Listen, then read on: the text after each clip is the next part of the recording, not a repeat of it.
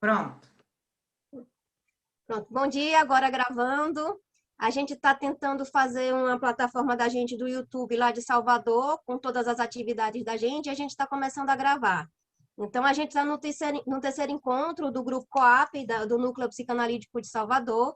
A gente está estudando o livro da COVAP, Sexualidades e Gênero, e hoje aqui com a gente está com a Tânia Zalkenberg, que foi a tradutora do terceiro capítulo, e vai vir apresentar esse caso e trazer toda a vasta experiência dela, muito querida e que tem muita experiência. O capítulo é Identidade de Gênero em um Menino de 5 anos. Só um pouquinho antes de começar, para avisar aqui, eventos COVAP. Lembrando que todo evento da COVAP é gratuito, ele não é cobrado, certo? Então, todas as atividades que a gente faz ligadas à COVAP, independente do local no Brasil, é gratuito. Vocês vão poder participar sempre de graça, né? E por conta disso, no dia 19 de junho, agora, às 10 horas da manhã, vai ter um Zoom com um tópico, pensando a criança transgênera a partir da psicanálise. Ou seja, é uma continuação do que a gente vai tentar conversar aqui hoje, né? Sobre essas possibilidades. Vou passar uma lista no WhatsApp, quem tem interesse, que a nossa presidente Rosa pediu para fazer uma lista de quem vai participar, tá bom? E aí, quem tiver interesse, já assiste também, já pega o gancho de hoje e assiste no dia 19, tá bom? Tânia, por favor, fica à vontade, a sala é sua. A sala é minha, muito obrigada. Primeiro, quero agradecer o convite, me sinto muito honrada de estar aqui conversando com vocês.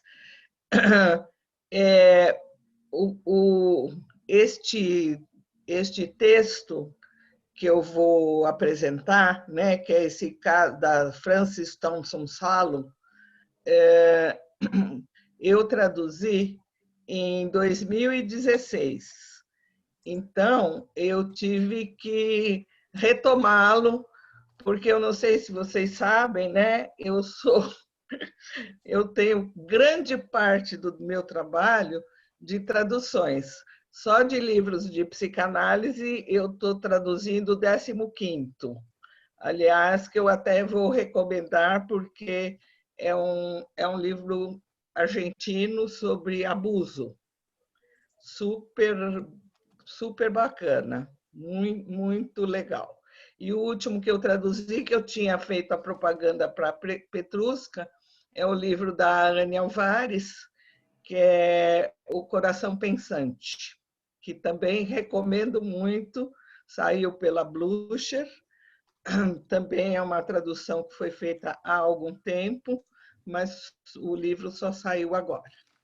Então, o que eu vou falar um pouco para vocês, né, é sobre esse caso da Thompson Salo, né, da Frances, aonde foi um caso visto por ela há 30 anos atrás, né, há 30 anos de 2016, né, que foi a época que ela viria para uma jornada da COAP sobre transgêneros, né? sobre essas questões. Então, eu tenho estudado muito estas questões, muito, muito, muito. E eu acho muito intrigante o tema, né? Eu acho que é um tema que nos absorve muito e nos intriga extremamente. O que eu tenho a falar sobre o caso, né, da Frances, porque ela conta de um menino que tinha 5 anos e meio, na época que foi encaminhado para análise, ele foi avaliado, e o que é muito interessante no caso, e que a própria autora questiona no texto dela, né, nessa revisão que ela faz do caso, após tantos anos e com tantas modificações e conhecimentos que foram sendo adquiridos, né, neste período todo, todas essas investigações e questionamentos, ela se pergunta se hoje em dia ela trataria, né, este caso do mesmo jeito e faria o mesmo tipo de diagnóstico. Eu e a Petrusca estamos até trocando ideias agora mesmo a respeito da questão do diagnóstico, né, que ela coloca, que seria que o trabalho dela e a supervisão que ela fez na ocasião era mais em termos de ansiedade de castração diante da inveja materna, né? Era um menino que tinha várias questões, ele tinha um fetiche por cabelo, ele usava os cabelos longos da mãe como 2 bonecos, né? E ele cortava tudo, ele tinha mania de cortar, né? Era uma das coisas. E ele cortava as coisas como se fosse cabelo, né? Pelo que ela explica.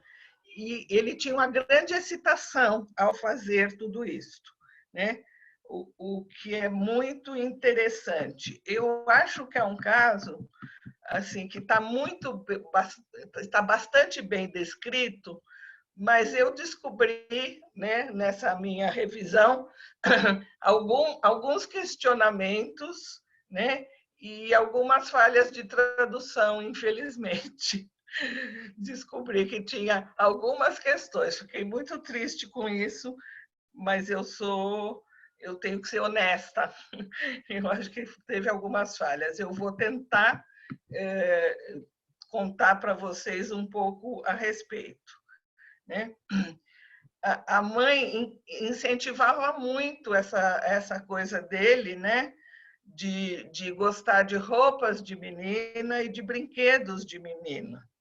E ela até comprou uma peruca para o menino. Quer dizer, ela dava muita trela para esses aspectos, porque depois vai sendo investigado, né? Ela queria muito que ele fosse uma menina quando ele nasceu e ficou muito aparentemente decepcionada. Mas uma outra questão que ela coloca e que é muito importante, e se vocês não entenderem alguma coisa, por favor, guardem a pergunta para a gente discutir depois, porque eu acho que tem várias questões aí importantes, inclusive uma delas é a possível depressão da mãe quando esse menino nasceu, né? Então, toda essa excitação dele, muito possivelmente, tinha, inclusive, vestir-se com roupas de menina, uma era para atender, né, ao desejo da mãe de que ele fosse uma menina, mas outra era muito de sentir falta da presença da mãe, que ele perdeu muito precocemente. A mãe voltou a trabalhar quando ele tinha 2 meses, né? Então, a autora, inclusive, coloca, né? Eu fui rever a tradução, ela põe, literalmente, ele perdeu o seio aos 2 meses, né? Eu traduzi como ele deixou de ser amamentado, mas o que ela coloca no inglês é muito mais forte do que deixou de ser amamentado. Ela coloca como uma perda, ele perdeu o seio, né? Então, é muito mais importante, né, a noção de perda, né, do objeto primário, né, nesse sentido. Uma outra coisa, ele tinha alguns sintomas obsessivos e na época que ele foi encaminhado, ele tinha medo de algumas figuras imaginárias, né? Então, uma outra coisa que a autora coloca é que ele não tinha ereções, para um menino de 5 anos e meio já seria esperado, né? E não se interessava por sexo. Mas a mãe não se preocupava com isso. Depois fica evidente no texto que quando ela nasceu, quer dizer, tinha ainda por cima uma questão transgeracional, porque quando ela, mãe do menino, nasceu, a família dela, a mãe, possivelmente, queria que ela fosse um menino. Então, ela própria tinha questões a respeito do próprio gênero, né? O que já tornava a confusão aí enorme, né? Então, ela vai descrevendo, né, a Frances, que a mãe era obesa, rígida e uma pessoa muito defendida, né? Os pais dela desejaram que ela tivesse sido menina e ela se identificava com o pai racista. Como isso, assim, en passant, a gente não sabe exatamente, é um caso relatado relativamente curto, embora muito rico, é relativamente curto, e não sabemos do que se trata esse racista aí que está sendo nomeado, né? Integrante de uma organização criminosa. Alguém está perguntando alguma coisa? Não. Bom, uma outra coisa que chama a atenção é que ela também tinha fetiche de cabelo, assim como esse menino. E que ela puxava o cabelo dela, prendia-se muito, muito apertado para não para puxar os cachinhos. Ela tinha um cabelo cacheado que ela puxava totalmente.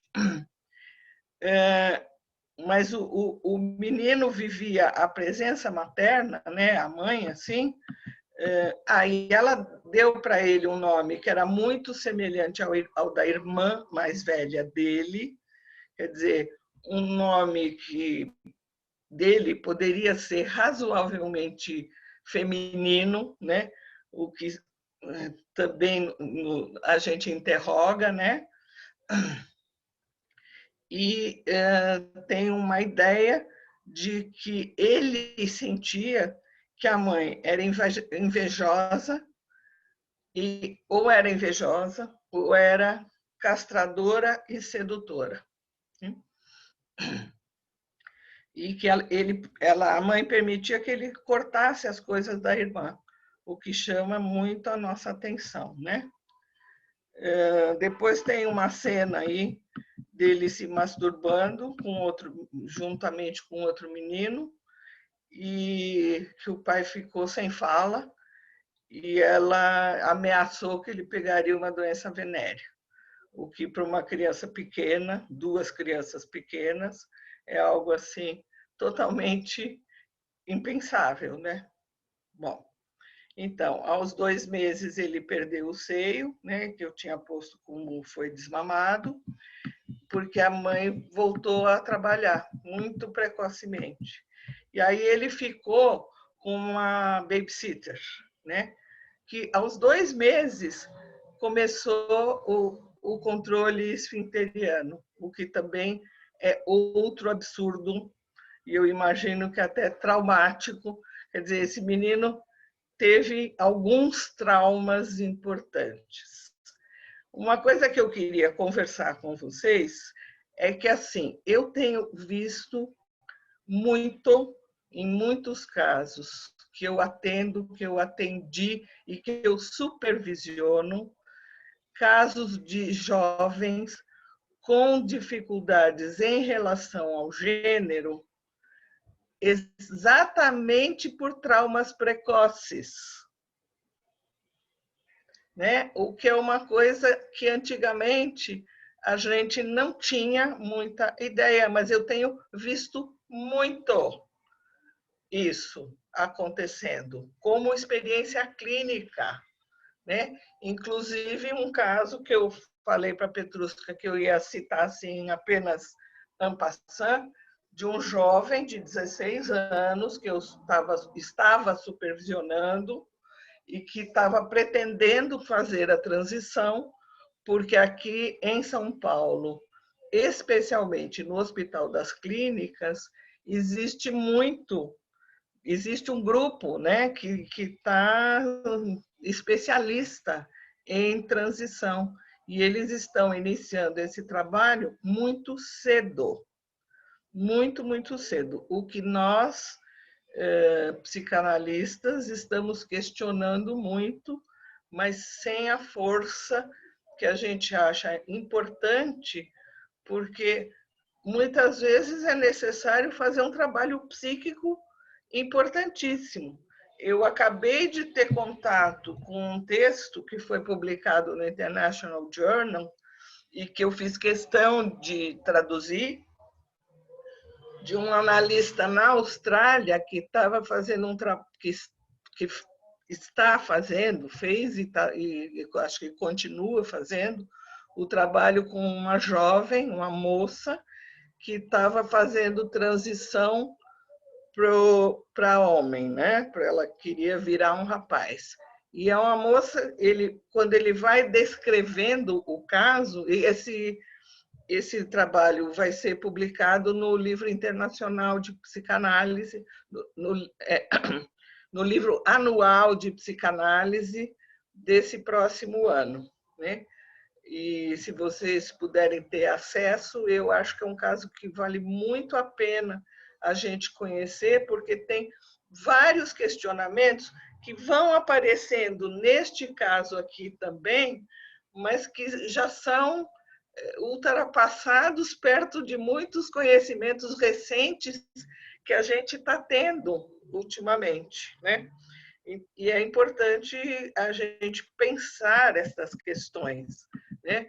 Porque são questões, não é só uma questão de travestismo ou de mudança de gênero, né? É uma questão psíquica, a questão é de identidade, né? Quer dizer, é muito mais profundo e muito mais sério de muitos pontos de vista, e são questões sobre as quais a gente tem que pensar e tem que colaborar enquanto psicólogos, psicanalistas, professores, todas essas coisas nos chamam muito a questionar todos esses aspectos, né? Porque a gente não pode deixar passar em branco, né? Inclusive, eu tenho 2 grupos de estudo, dos quais eu participo, que nós estamos estudando essas coisas assim desesperadamente, no sentido de achar respostas para esses questionamentos que são importantíssimos, né?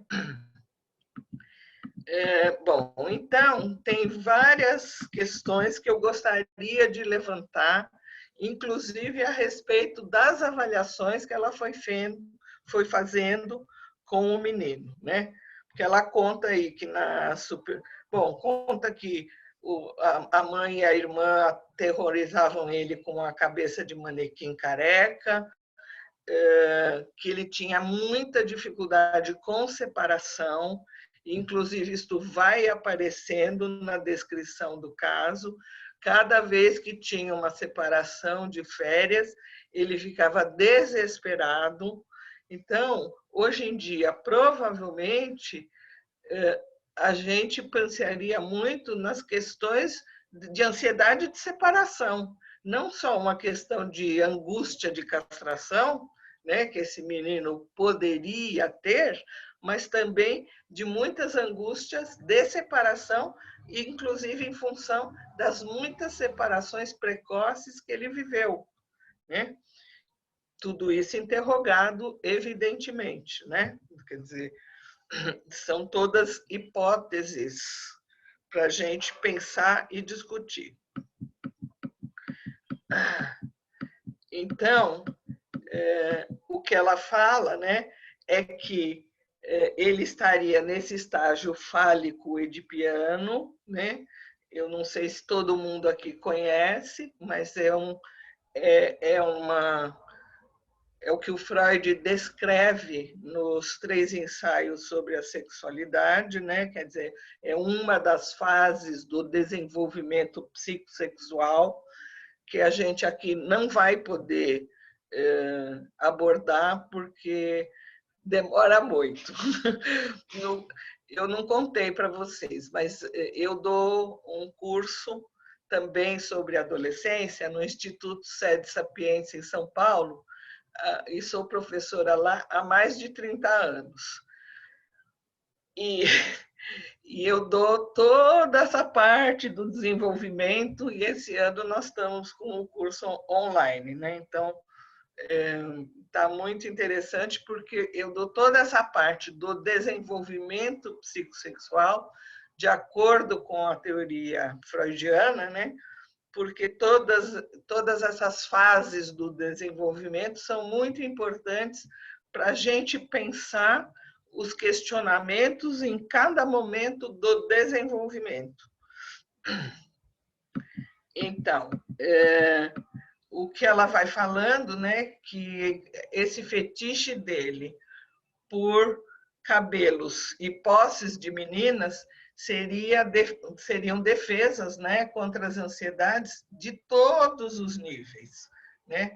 Ainda que ela não conseguisse, na época, entender o que os sintomas obsessivo-compulsivos dele, a que tipo de ansiedade mais profunda corresponderiam, né? Mas era um menino que vivia em estado de excitação, né? Ele estava sempre muito excitado, ele era muito... Aí a gente tem outros questionamentos, eu nem vou entrar, porque muitas crianças hoje que são diagnosticadas como hiperativas, na verdade, o que sofrem é de uma angústia horrível que as faz ficarem excitadas todo o tempo, né? Não conseguirem nem parar quietas. É uma das grandes brigas que também a gente está tendo com muitos, infelizmente, neurologistas, né? Mas, enfim, são as muitas questões das ciências, né? E os embates que a gente vai tendo. Bom, e aí ela vai descrever as sessões de terapia do menino, que são muito bem descritas e muito interessantes. Então, ela põe a ideia, né? Ela sugere a ideia de que, como a mãe tinha muito ciúme, no início da terapia ele ficava só 10 minutos na sessão, e ela ficava arrasada. Acho que qualquer um de nós ficaria arrasado de ter um sucesso tão enorme de conseguir manter uma criança na sala 10 minutos. Eu acho que a pandemia, com o nosso atendimento online, muitas vezes nos faz viver essas coisas, né? Porque as crianças que eu consegui atender online nesse tempo não conseguiam ficar mais do que isso, mais do que 10 minutos em contato comigo no vídeo, né? Por vídeo, inclusive. E então, são questões, né? Enfim. Ele se sentia muito mal, né? Ele se sentia um menino malvado, ele queria levar as coisas da sala para casa, mas depois ele ficava culpado, ou seja, ele pedia desesperadamente limites para a analista, né? Você não permita, as coisas vão se estragar, né? Então, muitas questões a gente pode aventar também, né? Sugerir ou pensar que o pai talvez não funcionasse em relação a ele como um terceiro que interditava, né? Que punha limites. Porque a mãe a gente vai vendo ao longo da descrição que tinha dificuldades pessoais importantes a ponto de topar uma análise 4 vezes por semana, possivelmente deve ter sido na instituição, né? Mas não trazia, né? Ela topou, quer dizer, era algo que ficou prometido e não cumprido, porque ele mais faltava do que vinha. Né? E ele só passou a ter uma presença mais constante na análise quando a mãe também recebeu um convite, né? Ela teve uma proposta de análise e começou a fazer uma terapia, possivelmente na mesma instituição, né? Porque no caso aí não está nomeado, mas possivelmente é um caso atendido em instituição. E aí a gente vai vendo, né, ao longo do caso, o quanto esse menino primeiro fazia confusão com a própria identidade sexual da analista, né? Ele achava que ela tinha nome de homem, então que ela devia ser talvez homem, né? E que esse sobrenome dela, porque lá na Inglaterra, né, eles chamam as pessoas pelo sobrenome, né? Ela não era chamada pelo primeiro nome, né, pelo prenome, e sim pelo sobrenome, e que este sobrenome era masculino demais. Então, aí também se fazia uma enorme confusão, né? Fora que ele ameaçava ou pedia, muitas vezes, para cortar o cabelo da analista, né? Coisa que é muitíssimo complicada, né? Eu acho que quem de vocês já atendeu criança que tentou cortar coisas, eu já tive vários casos, nunca ninguém tentou cortar o meu cabelo, e eu sempre usava, quando era mais nova, cabelo compridão, né? Hoje em dia eu uso mais curtinho, porque dá muito trabalho. Mas eu tive uma cena, por exemplo, de um menino psicótico que eu atendia, que ele estava com a tesourinha na mão e tinha o divã, e ele falava baixinho: eu vou cortar o sofá da Tânia, porque ele não chamava de divã, né? A cama, ele chamava de cama. Eu vou cortar, e falava baixinho. E aí eu fui percebendo, assim, nossa, não, mas não fui rápida o suficiente, ele chegou a dar um picotinho, assim, num pedacinho pequeno, não prejudicou grande coisa, mas ele chegou a dar uma picotada num pedacinho que era assim, uma dobrinha mais gordinha, assim, porque o divã meu da sala de criança era um divã de tecido plastificado, então ele era meio durinho, as dobrinhas eram meio durinhas. Ele foi lá e deu uma picotadinha, mas não deu grande briga, a gente conseguiu sobreviver à questão. Mas, de qualquer jeito, é bom a gente não deixar isso acontecer, porque a criança fica muito culpada, né? E esse menino, quando ameaçava a analista, também se sentia muito malvado e muito culpado. E a mãe não impunha limites no sentido de não deixar ele destruir as coisas da irmã.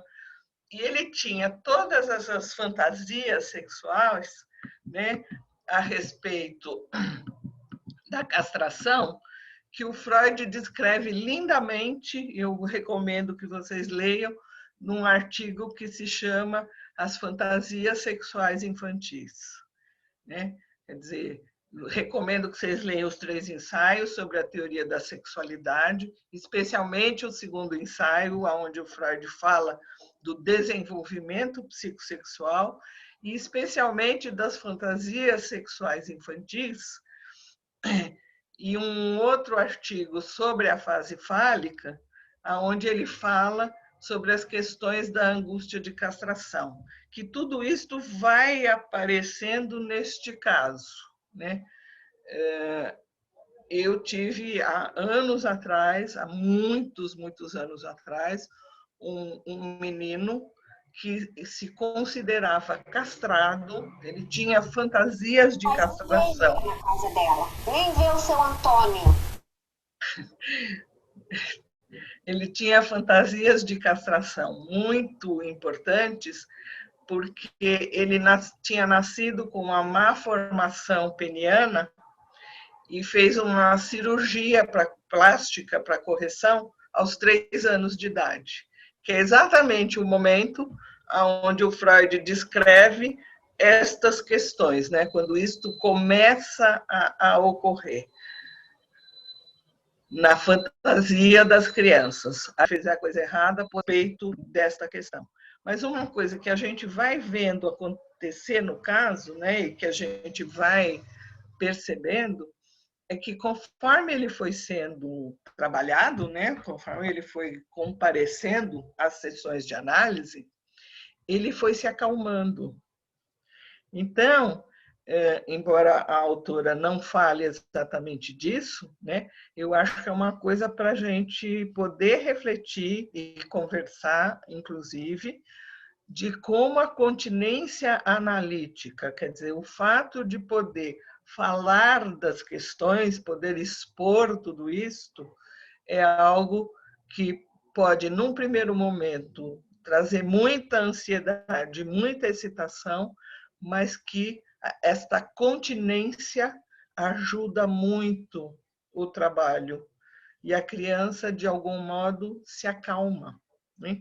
Então, ela vai descrevendo essas oscilações, especialmente o quanto ele se acalmava mais quando ele estava em análise e o retrocesso que acontecia na época das férias.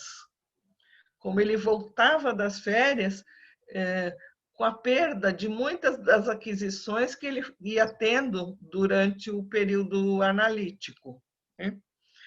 O que é algo também que a gente precisa ter consciente, né? Inclusive, tem um trecho aí que ela fala, né, que as sublimações ruíram porque duas pessoas conhecidas tinham falecido, quer dizer, porque ela fala um pouquinho antes que ele teve um período onde ele teve um grande desenvolvimento, daí ele passa por algo que ela um período de 6 semanas que ela descreve, né, mais parecido com a latência, e eu vou falar um pouquinho para vocês da latência, porque eu não sei se todo mundo conhece, né, mas eu acho bom a gente descrever, porque a latência é o período aonde, em função da repressão do complexo de Édipo, a criança passa a ter uma sexualidade menos exacerbada, as fantasias amainam um pouquinho, e há todo um investimento no ego da criança, né? E isto é mais ou menos por volta dos 7 anos de idade. E eu imagino que foi isto que aconteceu, embora ela não descreva exatamente, porque esse menino começou com 5 anos e meio, ficou 2 anos e meio em análise. De novo, uma outra questão que sempre nos assombra, que é a questão das análises de criança hoje em dia não chegarem ao término, né? Se interrompem muito antes. Assim que os primeiros sintomas que preocupam a família desaparecem, as crianças também desaparecem, né? As famílias retiram da análise porque acham que já está resolvido e suficiente. Então, temos coisas muitas para discutir, né? Não sei se a gente vai ter tempo suficiente para isso. Mas, de qualquer jeito, depois que ele passa por essa latência, onde a sublimação é maior, que é exatamente o período que seria adequado, né? Por volta dos 7, 8 anos, porque ele interrompeu a análise por volta dos 8 anos, mais ou menos, né? Então, tinha uma aquisição, mas que a gente percebe que isto se desfaz, né? E neste momento, né, que seria o momento, esse momento fálico edipiano, né, que a autora descreve, seria o momento exatamente desta passagem do complexo de Édipo, né? Esta repressão, né, do complexo de Édipo, porque o menino sente que o seu pênis está sendo ameaçado de castração. E daí ele fica nessa atitude muito ambivalente, que ela descreve no caso, né? E muito culpado de ter um pênis, de achar que a mãe e a irmã tinham inveja do pênis dele, que ele precisava esconder para proteger. Quer dizer, várias fantasias que vão aparecendo aí, e algo que talvez vocês pudessem perguntar, né? É algo que ela fala a respeito da masturbação, né? Que ele passa a ter medo, né, da perda do pênis pela masturbação, ele passa do medo da perda do pênis devido à masturbação para o medo da perda do pênis devido à rivalidade com o pai ou outros rivais, né, quaisquer. Ou seja, é isto que quer dizer a passagem do nível fálico para o nível edipiano, né? No nível edipiano, a angústia de castração tem a ver com a rivalidade, né? Antes tem a ver com o toque, né? Com a própria masturbação. Tá? Então, neste momento que ele tem esse tipo de angústia, ele começa a desenhar criaturas, né, com a identidade sexual indeterminada. Porque para um menino que vive uma angústia de castração, na fantasia, ele vira alguém sem sexualidade determinada, porque ele perde o pênis. Na fantasia, tudo isso, né, gente? Não é. E aí a analista conta da contratransferência. Tem outros artigos, né, a respeito de transgêneros, especialmente do trabalho com transgêneros adolescentes, que a contratransferência nossa a respeito desses casos também é muito intensa, né? Porque existem situações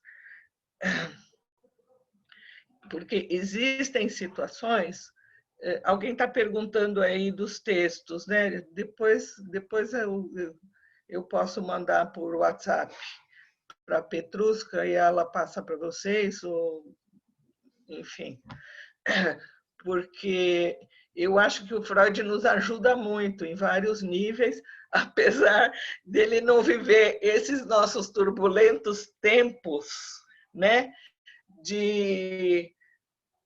Aonde o que a gente tem visto, né, saindo um pouco do caso e falando um pouco mais geralmente a respeito de transgênero, né, que eu tenho estudado bastante, tenho acompanhado alguns casos,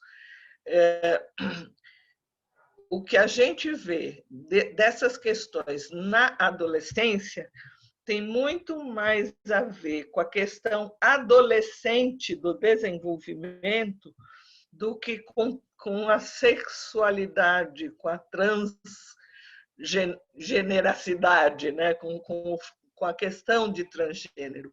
É uma tentativa de mudança do corpo para cuidar de questões mentais, o que, em geral, não dá certo, né?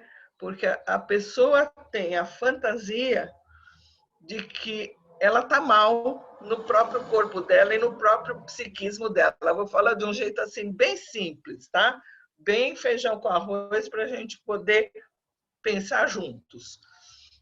A pessoa está mal com a própria identidade, que é o que acontece no desenvolvimento adolescente, né? Porque é natural, né? Tem toda uma transição absolutamente necessária que é imprescindível nesse momento do desenvolvimento. Então, a questão é psíquica. E os jovens, em geral, acham que mudanças corporais vão resolver o sofrimento psíquico. O que acontece? Esse outro analista lá da Austrália que está atendendo essa moça que fez a transição, e ela fez a transição antes de começar a análise, ela tirou seios, útero e ovário. Quer dizer, ela fez uma castração total. Ela entrou numa depressão e terrível e com ideias suicidas, né? Então, a pessoa que a encaminhou para esse terapeuta, que por acaso fala, né, já no início do atendimento, no início do texto, né, ele diz que ele foi escolhido por ser um dos poucos analistas out. Out quer dizer fora do armário. Alguém que declaradamente se coloca como homossexual. Homem, mas que se relaciona com homens, né? Ele é cisgênero. Nessa nomenclatura maluca que a gente está tendo que aprender hoje em dia, né? O cisgênero é o homem que continua sendo homem, mas se declara com afeto, né? com atração por pessoas do mesmo sexo. Tá? E o transgênero é aquele que faz a transição. Tá? Eu acho que isso é importante. Nesse caso, a gente nem vê isso, né, nesse momento, primeiro porque era 30 anos atrás, né? Essa coisa da transição nem existia. Né? Segundo, porque é um menino de 5 anos e meio. Apesar de que eu tenho ficado muito assustada, não sei com a experiência de vocês, que estão aceitando crianças para mudança de gênero praticamente com essa idade. E estão, assim, aceitando principalmente antes da puberdade, que é para não desenvolver os caracteres sexuais secundários, né? E a Daniela está fazendo assim. Eu concordo, Daniela. No meu entender, ainda que esteja sendo gravado, eu vou declarar que eu acho isso criminoso. Sabe assim? Eu acho um crime. Porque é uma mutilação. Né? É uma mutilação de qualquer espécie, vamos chamar assim, né? Porque não há o que discutir a respeito. Inclusive, a equipe que faz essas coisas, a gente conversou com eles num curso que eles vieram dar para uma porção de colegas, e a psicóloga da equipe dizia que não tinha praticamente casos de arrependimento, o que não é a verdade estatística a qual nós estamos conhecendo, né? Bom, então é isso.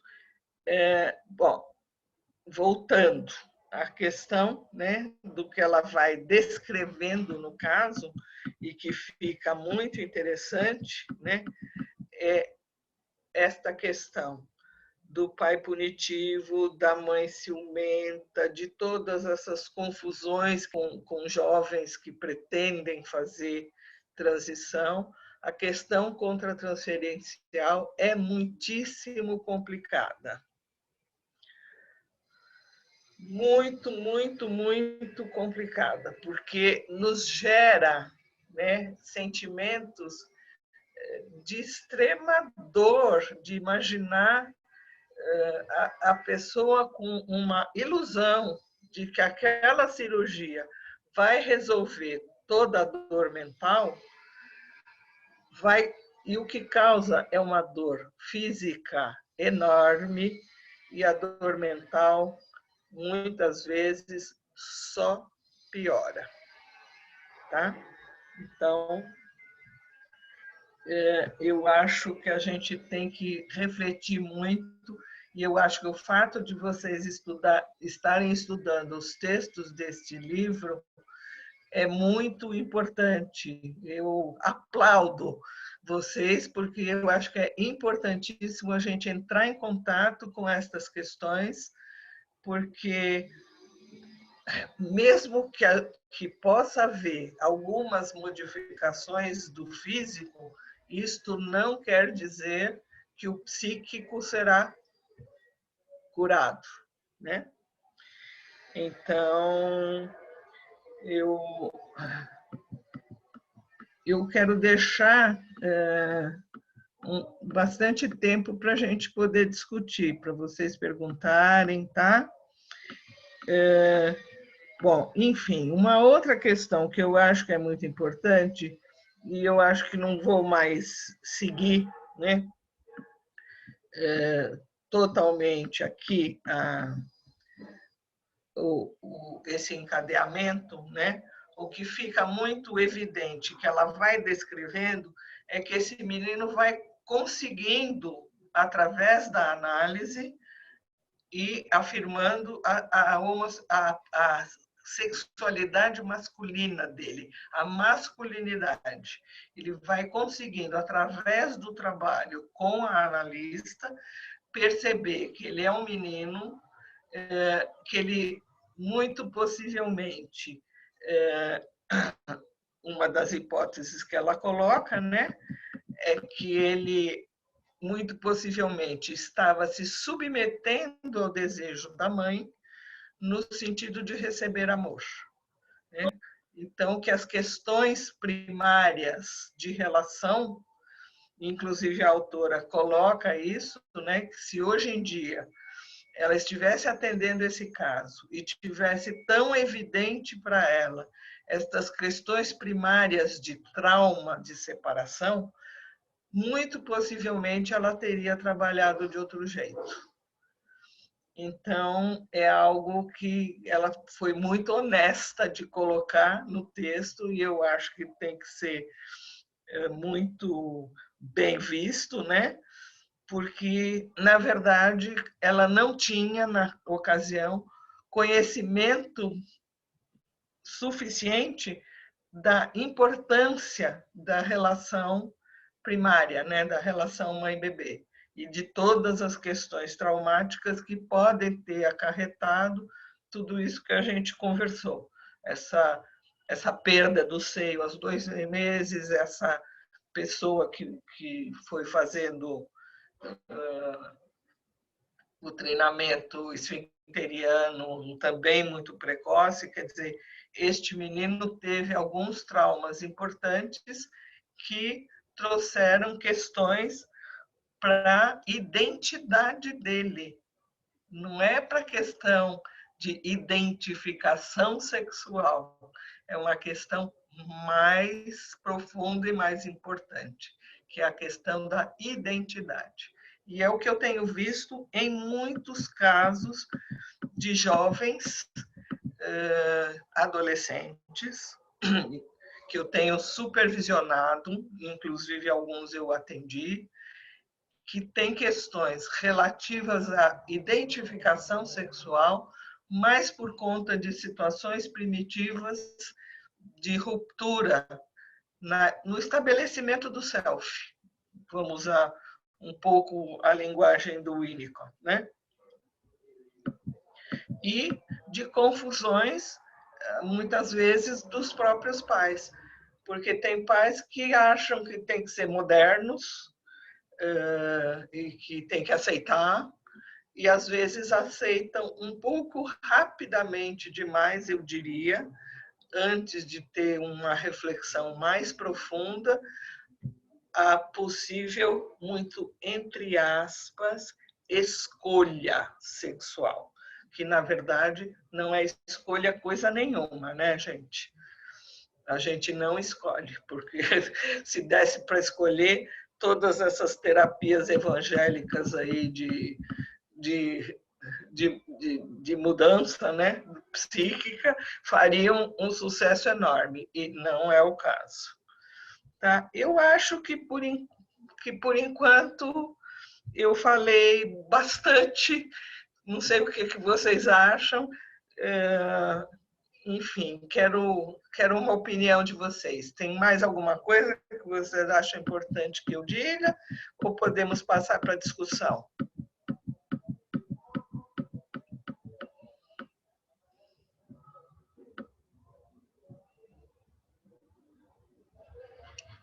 O que vocês acham, Petrusca, Daniela?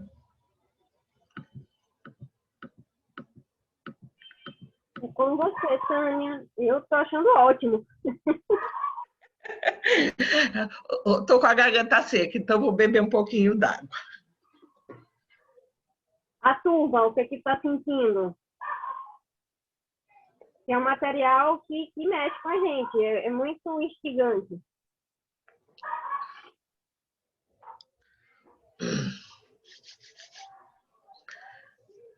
Turma.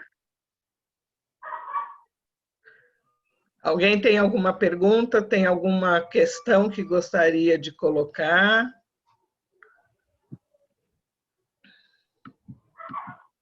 Tem algumas coisas aqui no bate-papo. Gente, faz os textos freudianos. Ah, tá. Isso você já respondeu. Aqui em Sergipe tem um ambulatório de referência para transição. Não sei a idade, vou procurar saber, porque a questão da idade que a Tânia traz é algo muito sério.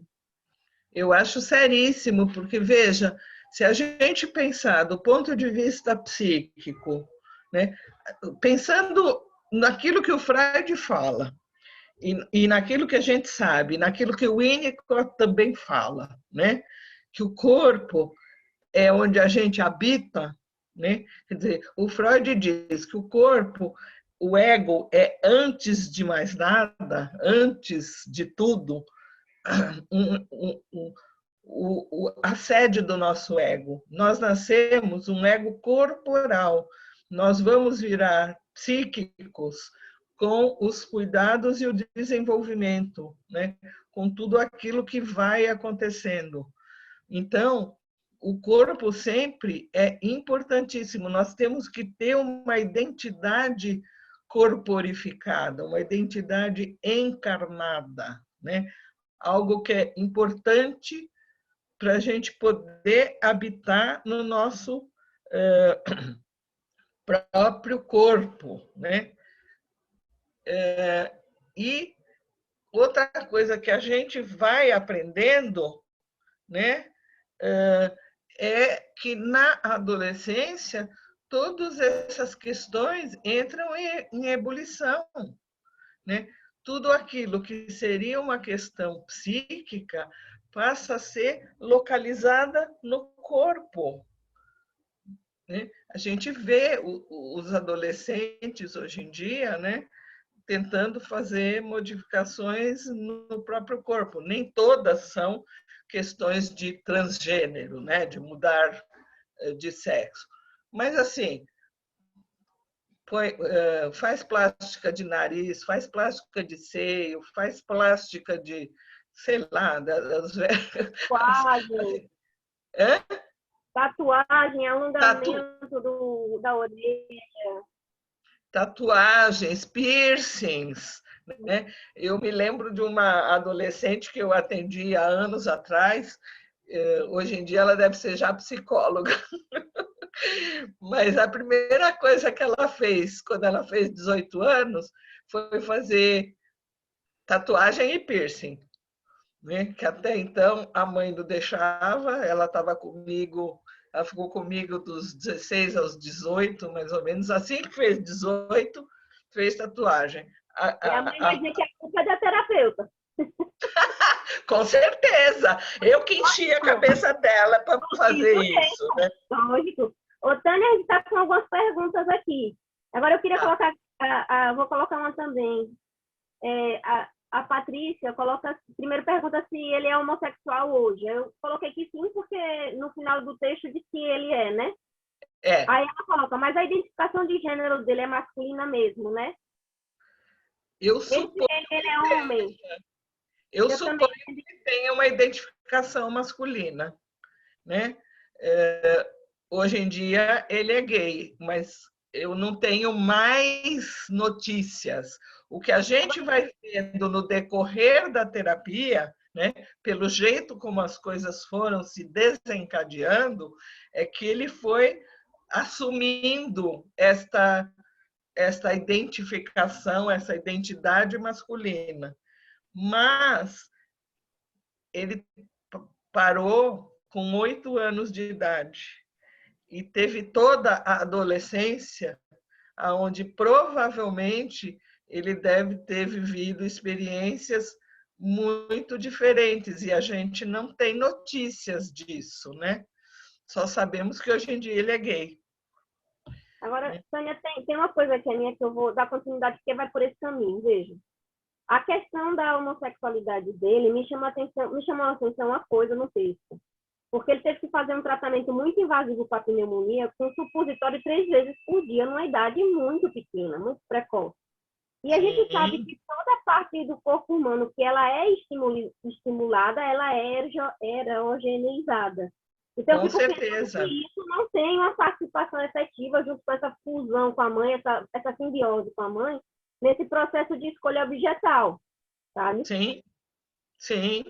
Concordo plenamente. Eu esqueci de falar isso, ainda bem que você está trazendo, porque eu acho que veja, toda a erotização que vai acontecendo e que tem no texto do Freud, né, sobre o texto dos 3 princípios sobre a sexualidade, né, todo o nosso corpo vai sendo erogenizado e vai depender muito de como essas partes foram de fato estimuladas. Isso que você traz é algo importantíssimo, porque hoje em dia, por exemplo, se evita muito fazer um tratamento com supositórios para meninos, né?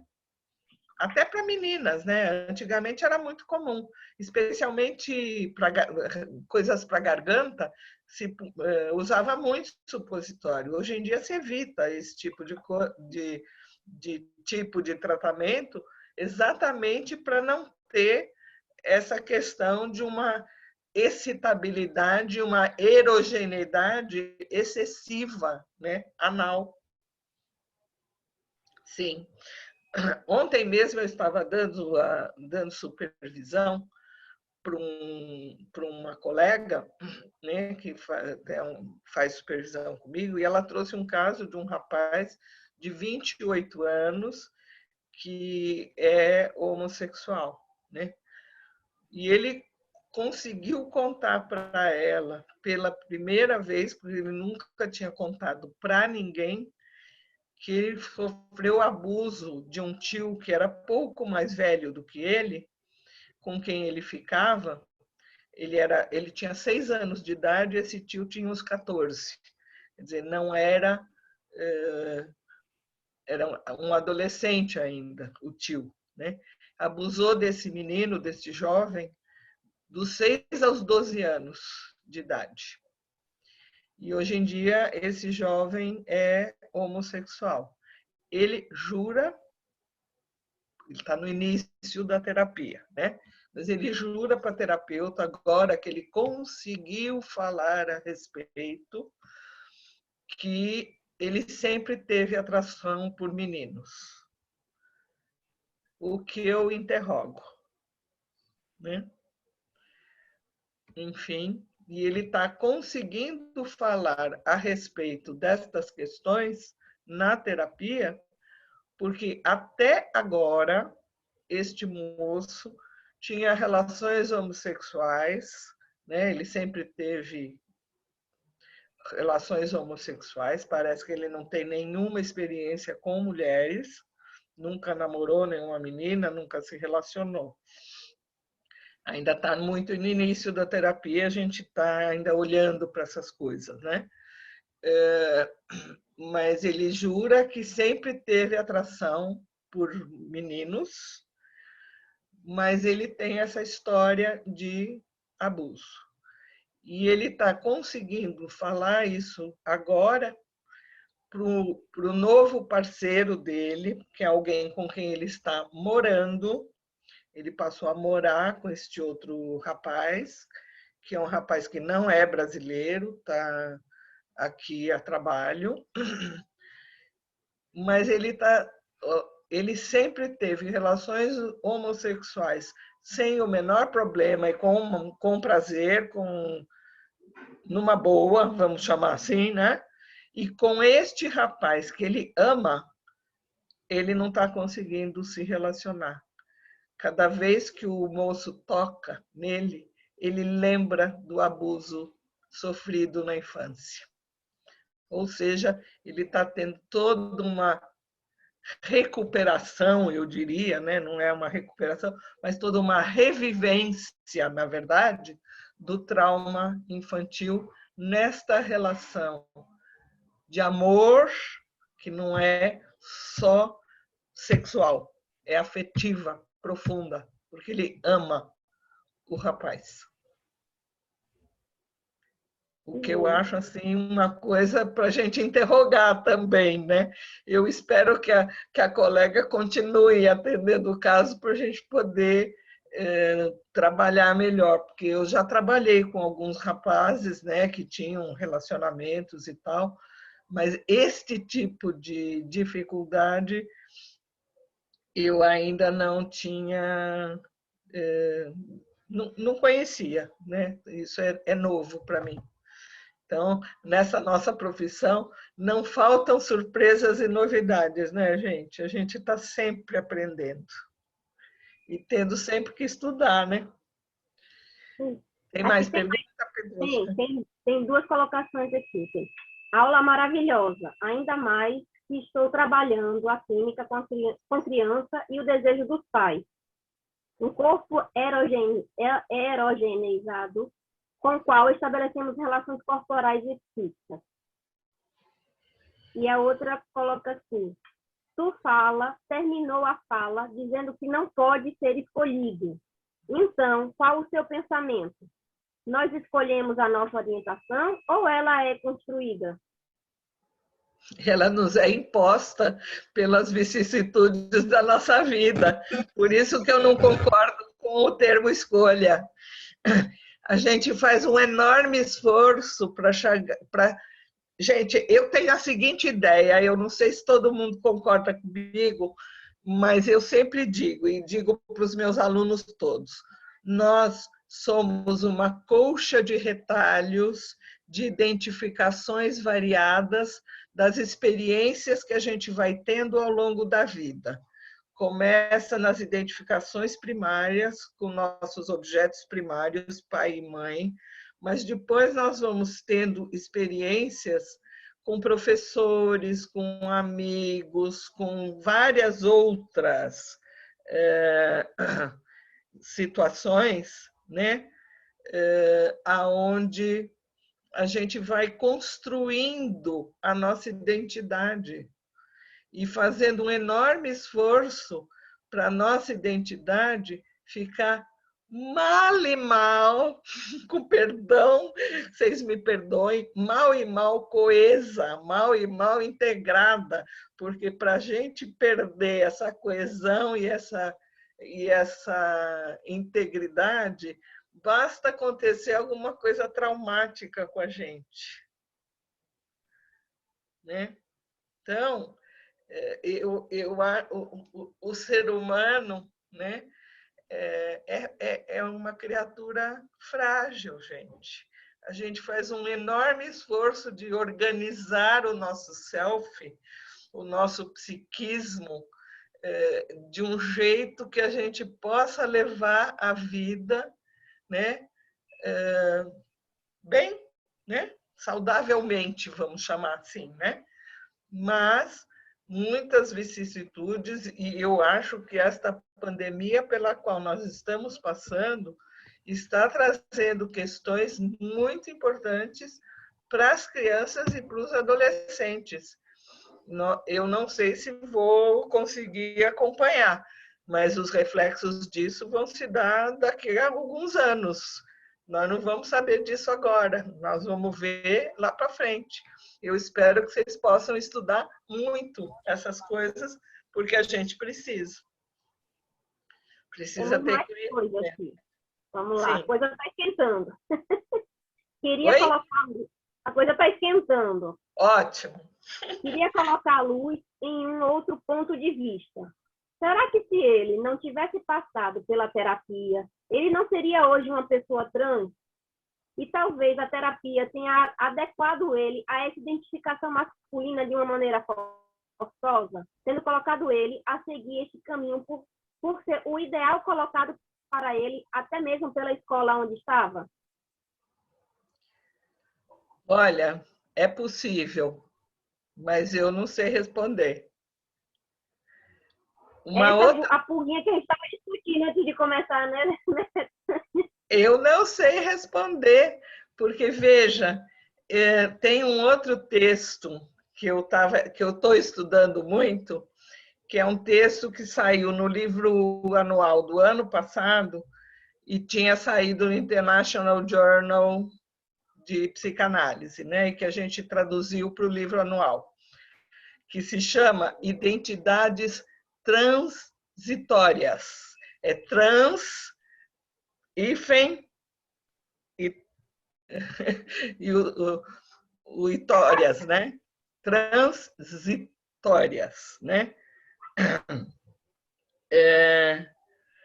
Então, uma das coisas é da Alessandra Lema, que é da Sociedade Britânica de Psicanálise, e é um texto de 2 anos atrás, gente. É ultra, hiper atual. Né? Ela fala, né, que uma das questões importantíssimas para os terapeutas que trabalham com jovens transgêneros é não influenciar no sentido de viesar o desejo da pessoa, né? É você se manter numa atitude respeitosa e psicanaliticamente curiosa, no sentido de propiciar reflexão. Ou seja, o terapeuta, o analista, não pode, em hipótese alguma, pressionar o seu paciente para cá, para lá, seja lá para onde for. A nossa atitude tem que ser absolutamente respeitosa e reflexiva.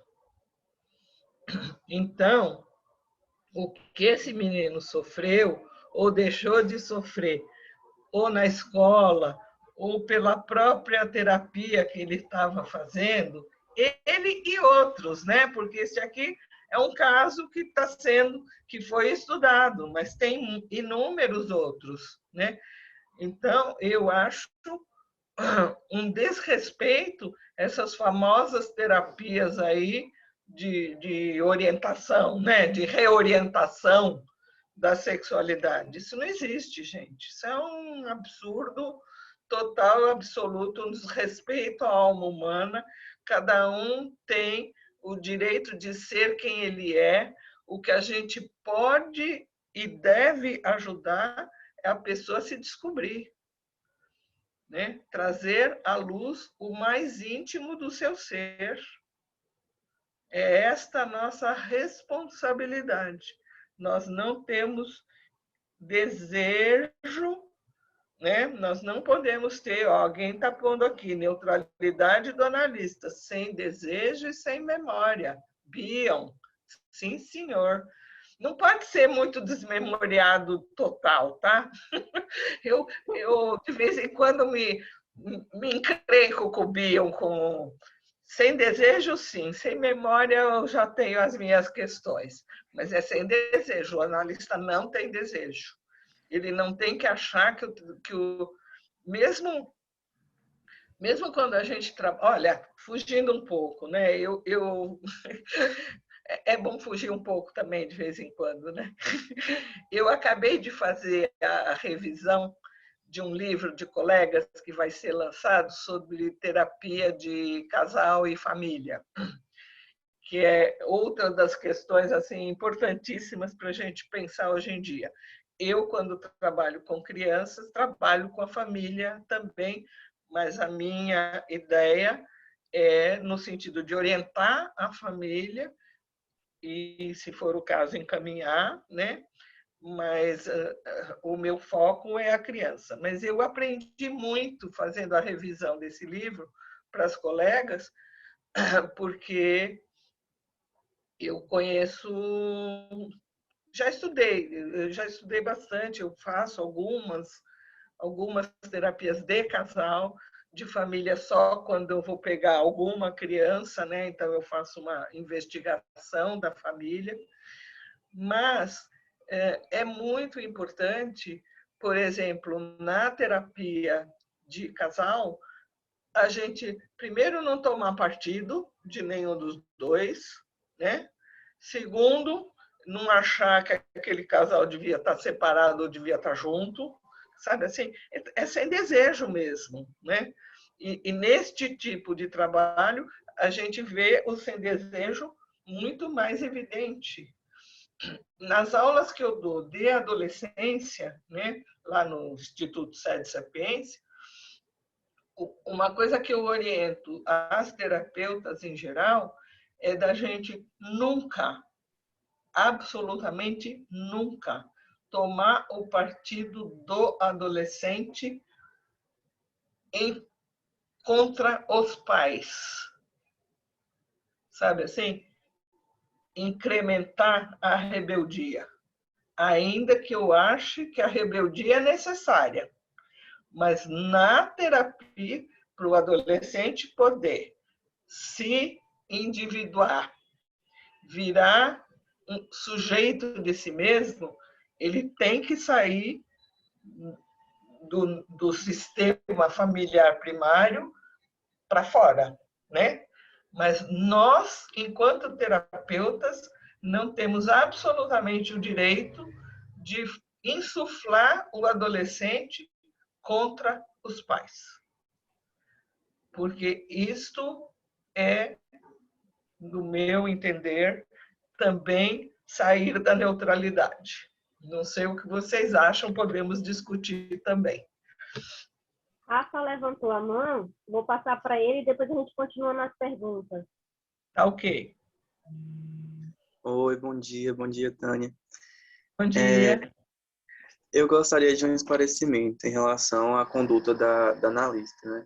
Ela coloca aqui, será que ele reclamava sua mãe ao se travestir e brincar com o cabelo dela?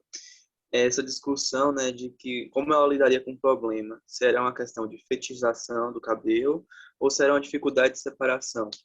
E voltando a um trecho, né, do relato, tem aqui atrás também, que ele começa a fazer soprantes. Eu não sei o que é soprantes, mas ela fala que indicava que quando ele era bebê, ele se sentia ameaçado pela indisponibilidade física e psíquica da mãe e se agarrava à representação dela, né, como cabelo, bolsa, roupa ou vestuário feminino em geral, né? Então, como você esclarece esse ponto, por favor?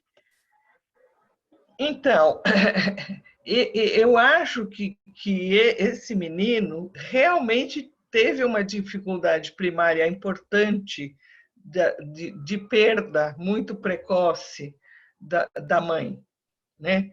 Ela saiu muito cedo, né? Voltou a trabalhar muito precocemente. E uma outra coisa que você não levantou, mas que a autora levanta, é que se ela visse esse caso hoje, ela investigaria a questão da depressão materna. Era um menino que precisava muito animar a mãe com a excitabilidade dele, porque possivelmente algo que não foi investigado é que essa mãe deve ter tido uma depressão importante ao nascimento dele, né? Então, esses soprantes aí, eu fiquei imaginando, porque como eu não conversei com a autora, né, não me ocorreu na ocasião. Agora eu tinha até vontade de escrever para ela e perguntar um pouco mais dessas coisas, né? O que ela acha de tudo isso. Alguma hora talvez eu faça, porque eu também tenho muita curiosidade, né? Mas eu imagino esses soprantes como alguma coisa tipo um mobile, sabe? Assim, mobile. Algo que ele foi construindo, que ele faz com penas, com massinha, com cola, né? Porque este menino também, se você prestar atenção no relato, ele tinha muita vontade de se colar na terapeuta, o que fala de uma possibilidade dele precisar de uma identificação adesiva em função dessa dificuldade inicial de não ter feito uma simbiose adequada com a mãe. Ou por esta depressão que pode ter existido e não foi diagnosticada, mas é tudo somado, tá? Ou pela depressão que não foi identificada, ou pela, pela separação muito precoce, ou pelo descuido dessa babá, tudo mais, né? Ou. Esse descuido dessa babá de pôr um bebê de 2 meses para o treinamento esfincteriano e mais outras coisas que agora eu estou me esquecendo. Você me ajuda, Petruska? Ele teve uma infecção pulmonar grave, talvez, possivelmente, além do tratamento com os supositórios, além do tratamento com os supositórios, ela não fala, mas é possível que ele tenha tido alguma internação, alguma separação precoce em função, porque, por exemplo, se ele teve uma bronquiolite, que é uma coisa razoavelmente comum nos bebês hoje em dia, né? Ele teve uma separação traumática precoce, né? Então, tem vários traumas aí sendo definidos, né? E esses soprantes... Oi? Como ela abandonava ele, né, Tânia? Porque ela foi hospitalizada, saiu do hospital, e, em vez de ficar um tempo em casa, ela foi visitar a irmã que tinha se divorciado. Exatamente. Ela teve um tumor de seio e ficou hospitalizada e foi visitar a irmã que tinha se divorciado. Isso mesmo. Quer dizer, tem vários pequenos traumas acontecendo na vida desse menino. E esses soprantes aí que ele construiu foi uma coisa que ele inventou e que chama, blowies, que está no texto original. Eu traduzi, por minha conta e risco, como soprantes. Se é isso ou não, eu não sei, gente. Isso foi atrevimento meu, né? Mas quando a gente traduz, a gente tem que ser um pouco atrevido mesmo. Não tem jeito, porque tem palavras que não tem tradução, a gente inventa, né? De preferência, o mais próximo possível daquilo que vem no texto original, né, gente? Mas, como vocês sabem, tradutor é traidor, né? Como diz o ditado. Então, Quando eu estava lendo, o que ela fala, né? Eu estou ainda falando com o Rafa. O que ela fala é que esses soprantes aí são um símbolo dessas coisas todas aí que ele vai vivendo e vai tentando, de algum jeito, grudar, né? Inclusive grudar na lista, no sentido de recuperar este vínculo simbiótico primário, né? Que ficou devendo, vamos chamar assim, né? Fala, Petruca, você falou alguma coisa, eu interrompi. Não, eu que interrompi. Não, tudo bem. É que, quando eu estava lendo o texto, a gente vai interpretando de acordo com a vivência da gente, né? Mas a sensação que eu tinha é essa coisa de corte do cabelo dele, que é meio fetiche, que é meio não, que é fetiche, para mim era uma tentativa Por isso que eu estava na dúvida se seria trans ou homo, porque me Sim. vem o pensamento de arrancar o pênis. Cortar o cabelo como uma associação de arrancar o pênis, retirar, de ser castrado, né? Então, Sim, o tempo todo, sim. porque ele ganha um boneco. E a primeira coisa que ele faz com o boneco é arrancar o braço, ou a perna, sei lá. Sim, ele tem várias expressões de castração, em vários momentos daquilo que ela descreve. Realmente, realmente. E é uma das questões.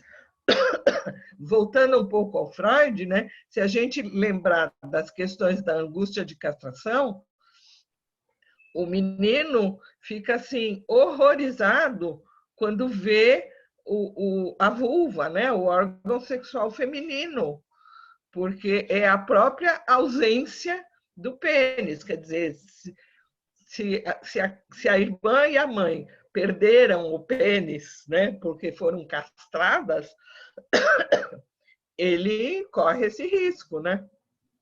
Isso é que não sumiu, né? Porque como a vulva tem todo um delineamento próprio, a impressão que dá é que foi rasgado mesmo, que foi cortado, né? Sim, sim. Mas isso também não pode ser interpretado como uma sensação de inadequação frente ao que a mãe desejava. Então, não é exatamente uma angústia, mas como se essa parte do corpo dele não fosse bem-vinda, não fosse Verdade. excluir Sim. só para ganhar esse amor, né? Exatamente, eu acho que sim. E tem mais uma questão. A mãe também tinha uma questão de não ser o menino que os pais dela queriam que ela fosse. Ou seja, ela nasceu castrada, né? Na fantasia. Gente, tudo Ela isso é nasceu fantasia. errada, né? Tudo isso é fantasia inconsciente, né? Nada disso está à luz do dia. Precisa de muita análise para a gente poder trabalhar todas essas questões, né? É um caso, E talvez, Tânia, que hoje fosse manejado com uma menor incidência de interpretações e uma maior continência, né? Para ver calmamente o que aconteceria, né? Porque quando você diz assim, os pais estão aceitando rapidamente, né? Eu fico me perguntando assim, pai tem que aceitar ou não, né? Eu acho que pai não tem que aceitar ou não. Pai tem que ir acompanhando para ver onde essa história vai dar, né? Em todos os lugares, né? Então não tem claro, que meu filho com 12 anos resolveu ser médico, eu aceito. Não, eu vou acompanhando, né? Estou ali perto, ajudando e deixando ele seguir um percurso, né? E quando esse percurso já é taxado na adolescência, eu acho que isso ainda faltava um pouco desse percurso para eu enxergar, e ele principalmente, a própria pessoa enxergar, se enxergar com um pouco mais de clareza, né? Por isso que eu balancei um pouco a cabeça, assim, porque eu acho que a gente, no mínimo, percorrer tudo, no mínimo, né? Por exemplo, mesmo a cirurgia de seio, né? Os médicos falam, tem que esperar 18 anos por uma questão anatômica, porque senão eles já fariam antes. Ah, não, mas eu tive uma paciente adolescente que fez cirurgia de seio com 15 e ninguém falou nada. E faz Tem alguns tempo cirurgiões isso, que não falam, é não, você vai crescer ainda, vamos esperar um pouco, mas é uma questão anatômica. Ninguém pensa que ainda há algum desenvolvimento importante na adolescência. Então, como que eu posso taxar algo antes de terminar, né? Antes de pelo menos percorrer esse percurso, que é um percurso ainda de formação, né? Com certeza. Ou não, não importa para a gente. O importa é eu ter calma nesse momento e poder aguardar, né? Acho que ninguém está suportando essas angústias de aguardar, de esperar, né? E eu estou vendo muitas deformações só com músculos, né? Então, meninos que eram de um jeito, depois de 3 anos, eles são outras pessoas, né? Mas também, só com ginástica e alimentação, né? Só com treino. totalmente inseguro. Nossa, mas é muito impressionante para mim. Tânia, temos muitas questões aqui. Vou começar a ler, tá? Tá. Luzineide fala, o livre-arbítrio não existe em nenhuma esfera da vida, especialmente psíquica. Ela está se referindo naquela questão se é herdado, o que acontece, né?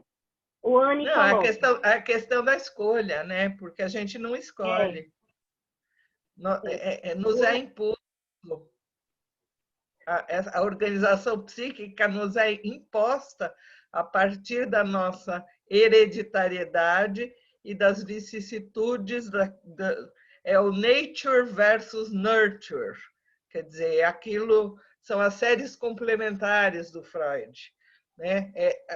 A nossa dotação mais os fatos da nossa vida, aquilo que a gente viveu.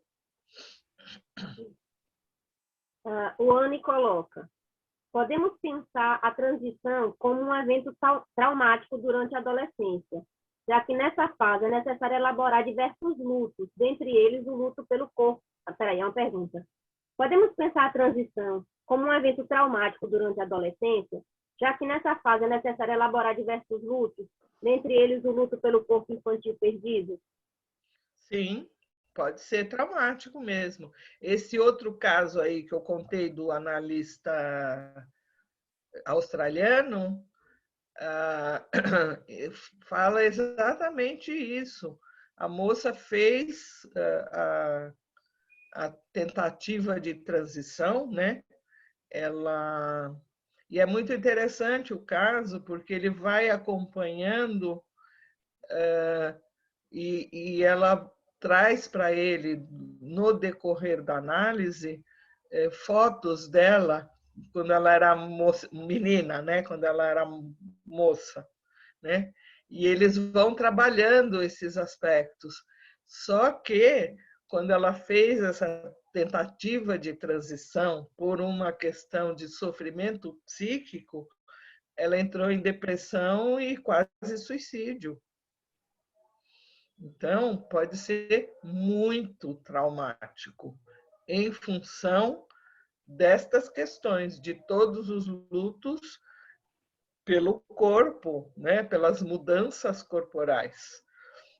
E uma tentativa de achar que o problema está única e exclusivamente no corpo. Não. O corpo gera questões, as mudanças corporais, isso a gente não pode esquecer nunca. As mudanças corporais, de que ordem forem, cirúrgicas, virtuais ou do próprio desenvolvimento, geram questões psíquicas, emocionais. E o trabalho tem que ser psíquico, porque a gente tem que fazer a representação do nosso corpo. Se este corpo não está adequadamente representado, ou faz uma cirurgia de modificação sem que o psíquico esteja preparado para isto,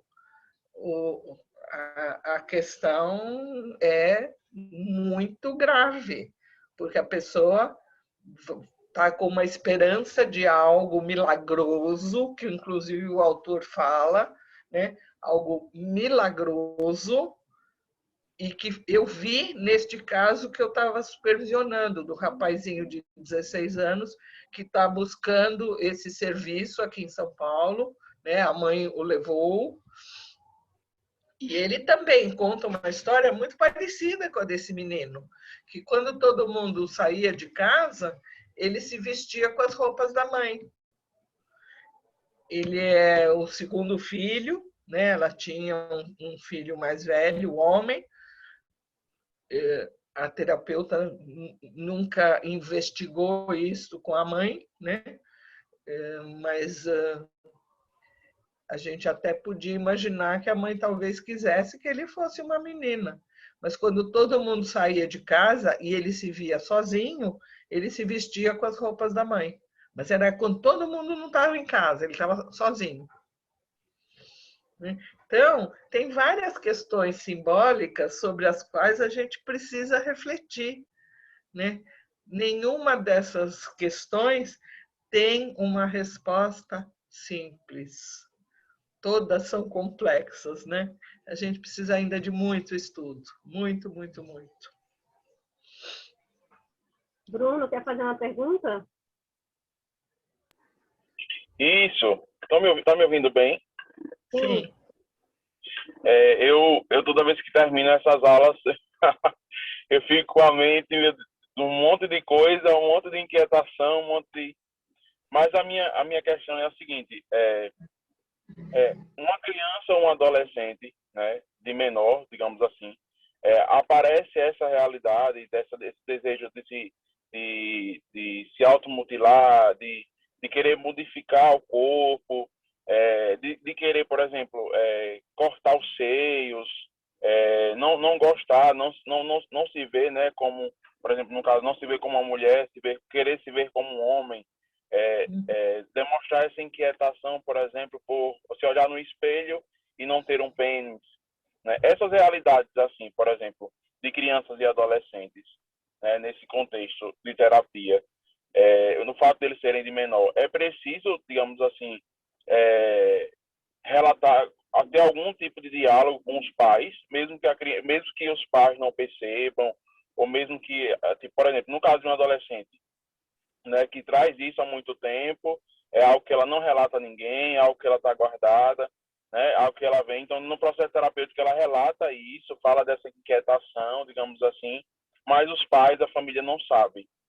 No fato dela ser de menor, é necessário que isso seja relatado para os pais, digamos assim. Eu acho a sua pergunta extremamente instigante e complexa, porque se a gente relatar para os pais, aonde é que fica o sigilo terapeuta-paciente? Aonde é que fica esse nosso juramento de que nós não vamos abrir esta questão para pessoas que não sejam eu e o meu paciente ou a minha paciente? Eu acho que tem uma questão aí importantíssima, mas eu acho que o único caso, no meu entender, tá? Estou dando a minha opinião. O único caso, os únicos, aonde a gente tem que chamar a família é quando existe uma ameaça de morte a um terceiro ou ameaça de suicídio.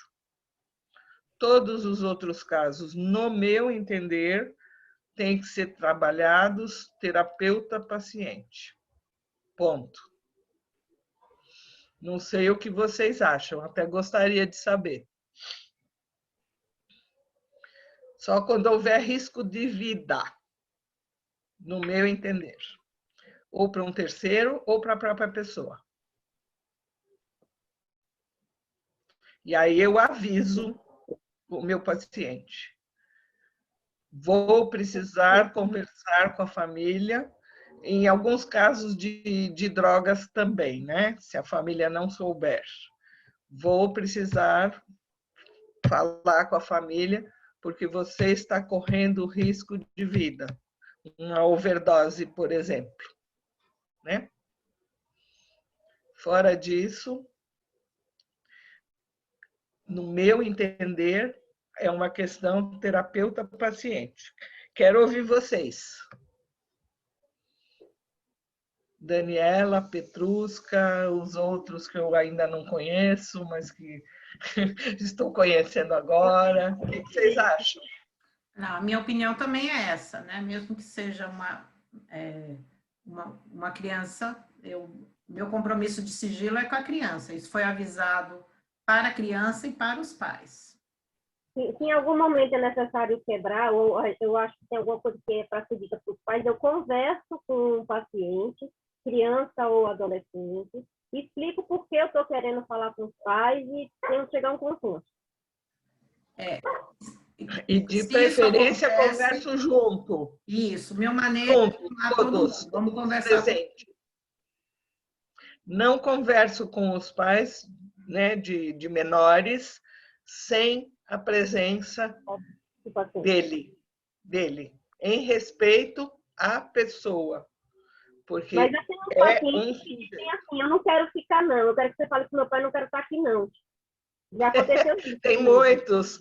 Eu sempre É, convido. eu quero estar aqui, não. Fale você com ele. Eu não, vou ficar lá fora. Eu espero.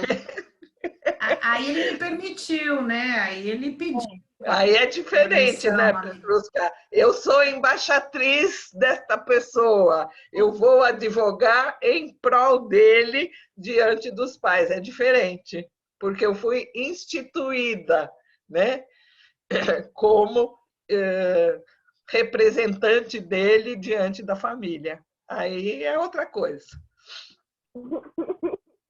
Já aconteceu comigo algumas vezes. Ah, meu E cliente também, ficasse adolescente, né, adolescente não quer, não. Não tem que falar, não. Você vai falar para você. Eu não tenho nada para falar para né, ele, não. né, essa conversa é muito chata, não quero estar aí, não.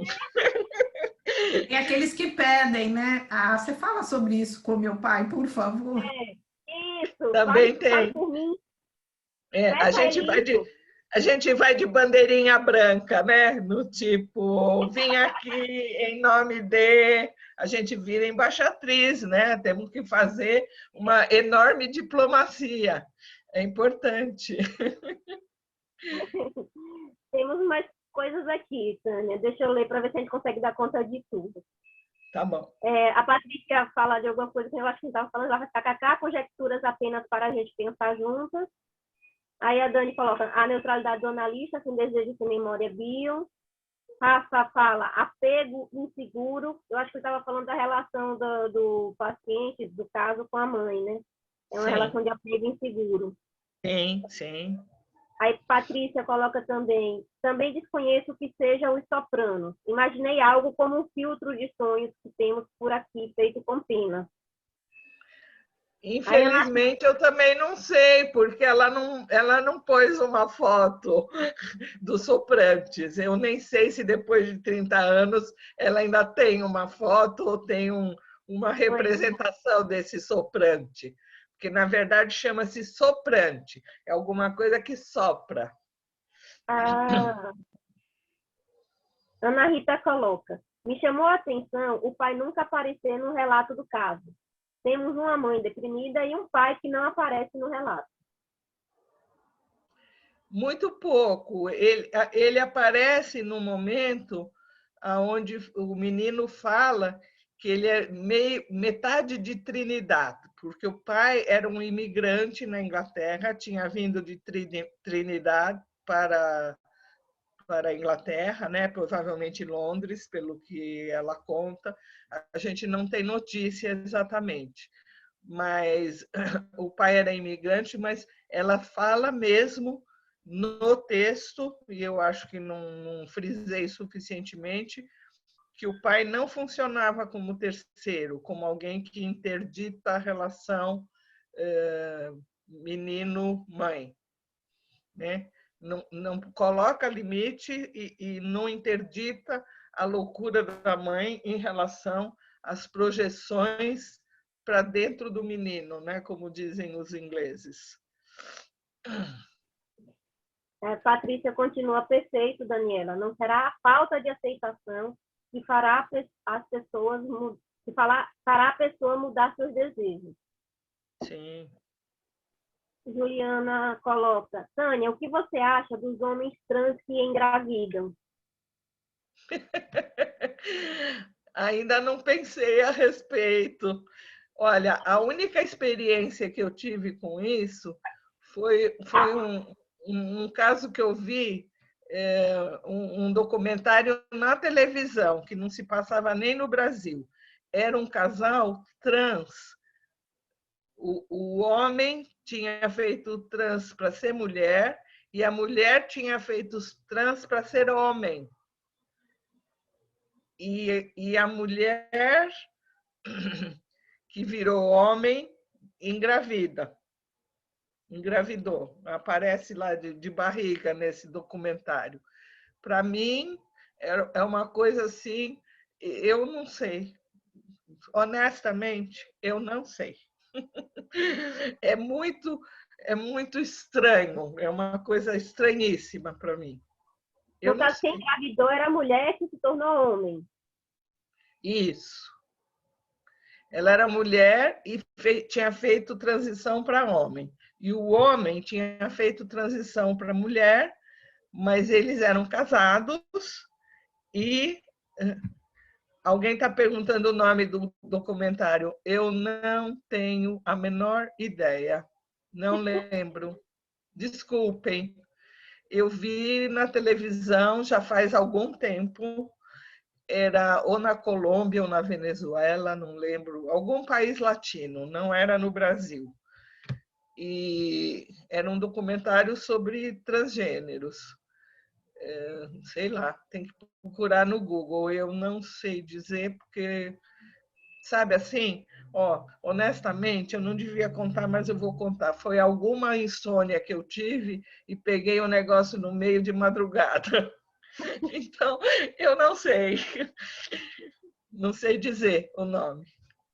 Mas Teve um caso recente, não sei se foi esse do documentário, aonde, mas eu acho que é mais recente do que você está falando, é um caso parecido, e era muito, muito chocante realmente. Você vê um homem, né, porque ele tinha passado por todo o processo de transição grávido, sim. né? Era uma imagem realmente muito impactante, né? Uhum. E ele teve que parar de tomar os hormônios, né? E para poder manter a gravidez, né? Ou seja, voltar a produzir os hormônios femininos, para que essa gravidez não fosse perdida. E ele relatava a dificuldade que era para ele voltar a perceber caracteres femininos, né? Porque ele tinha parado os hormônios masculinos. Né? Não sei se é esse mesmo documentário. Eu não vi um documentário, eu vi uma reportagem, não sei se era bem uma reportagem, eu li em alguma revista, em algum site, enfim. Talvez seja o mesmo caso, mas é algo muito parecido. Né? E realmente é muito impactante você ver a imagem, né? Porque ele tinha passado pela transição, ele tinha feito a mastectomia, então ele não tinha mais as mamas, então era realmente bem, bem impactante. Pois é, para nós é uma coisa muito diferente, né, de tudo aquilo que a gente se acostumou. E eu acho que a gente vai ter que se acostumar com uma porção de coisas novas hoje em dia, com todos esses avanços aí da medicina, né, descolado, né, do psíquico, porque muitas vezes é descolado do psíquico. E eu acho que esta é uma questão que nos aflige, né, de certa maneira.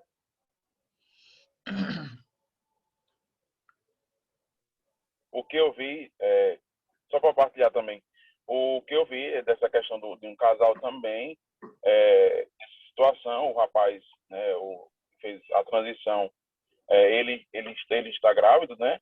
E o homem que fez a transição para a mulher. Isso, congelou. Travou. Bruno? Como ele da cirurgia. Bruno, travou, a gente perdeu você. Ah, certo.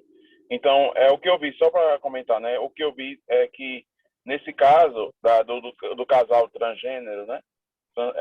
No caso, ele fez a transição e ele tá grávido, né? Tá grávido. Uhum. Mas quem vai amamentar é a mãe, o que fez a transição. Então, ela tá tomando hormônio para que ela possa amamentar.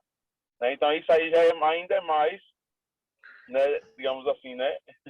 O pai grávido e a transição do masculino para o feminino que vai amamentar, para que ela se sinta mãe também, digamos assim.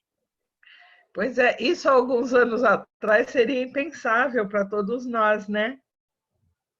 Sim. Gente... Isso já podia estar como psicose, na verdade, né? Hoje em dia é que essa nomenclatura, esse diagnóstico caiu.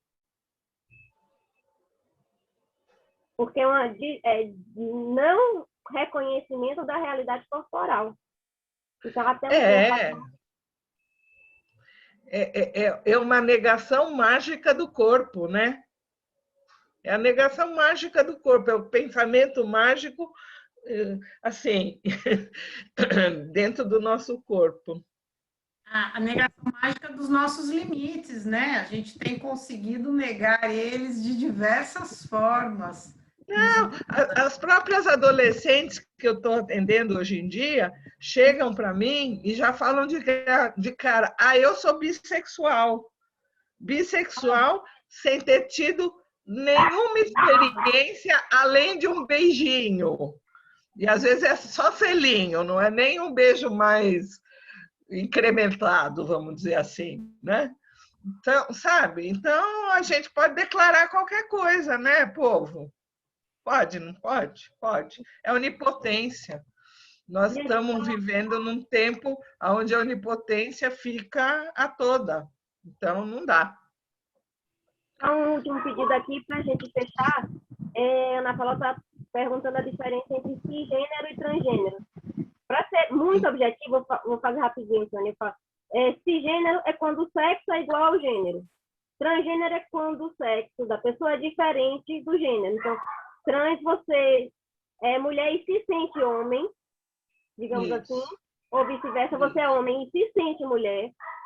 E cisgênero é quando você se sente o gênero que você é. Então, você nasceu mulher e você se sente feminina. Ou mulher. E quando você é homem, você se sente homem. Isso é cis. Isso se sente, a palavra seria identificação, né? Petrusca, nesse caso, quando você traz essa questão, por exemplo, cisgênero, eu sou mulher, me reconheço como mulher. Então, porque eu me confundo na grande maioria das vezes, porque assim, quando a gente adentra, são muitas terminologias. E quando a gente adentra na questão assim da orientação, né, que a gente fala assim da questão de homossexual, heterossexual, né? E aí o cis, então diz respeito ao eu. A orientação diz respeito ao objeto. Pronto, então não é orientação, né? Isso é só o que cisgênero e transgênero não são orientações. Não, a orientação é escolha objetal. Orientação é homossexualidade, bissexualidade, heterossexualidade. A orientação sexual, ou seja, minha libido está orientada para.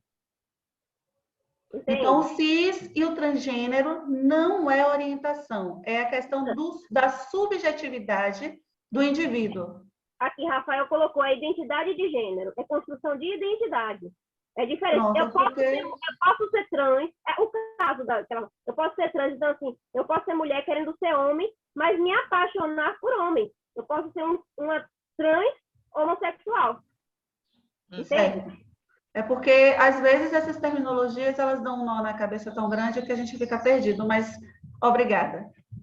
Espero que esteja... Sei que talvez a gente precise fazer um evento só para explicar isso. É uma coisa a ser pensada, né? Porque eu acho que talvez ajude. Agora, para o nosso projeto aqui, 2 informações antes da gente terminar e agradecer. Conversamos já falei com a Almira Rodrigues, que é o capítulo 4, é a escritora do 4º capítulo. Ela já topou. Dia 16 de julho, que é o nosso próximo encontro, né? Terceira sexta-feira de cada mês. Ela já vai estar aqui com a gente para estar falando, tá certo? Então, continuamos seguindo o caminho do estudo do livro. Conto com vocês para a divulgação do nossos encontros. E amanhã vai ter uma continuidade, uma espécie de continuidade disso daqui, porque a Coop Brasil vai estar discutindo o caso de transgênero. Deixa eu olhar aqui o nome que está aqui. Como foi que Rosa botou aqui, meu Deus? Pensando a criança transgênero a partir da psicanálise. É dia 19 de julho, às 10 horas da manhã amanhã. Então, eu vou fazer uma listinha no grupo da gente, da Coop do Salvador, para quem tiver interesse, que a Coop Brasil disponibiliza o link, tá bom? Do Zoom, igual ao que a gente está tendo aqui agora, para vocês participarem, se tiver interesse, tá certo? A Coop faz isso porque a gente só consegue, eu acho, colocar 100 pessoas por vez. Por isso que a gente precisa da listinha para poder colocar quem pediu primeiro, tá bom? Então, recado dado, agradecer muito a Tânia, muito, adoro ela de coração, desde que a conheci, sempre esse amor de pessoa, sempre você vê pela voz já como é, né? Assim, fazer análise quando deve ser um sonho, né?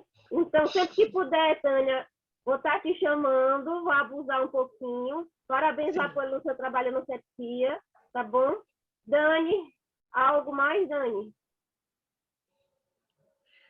Eu espero poder comparecer no dia 16 de julho, tá? Participar Bom, também.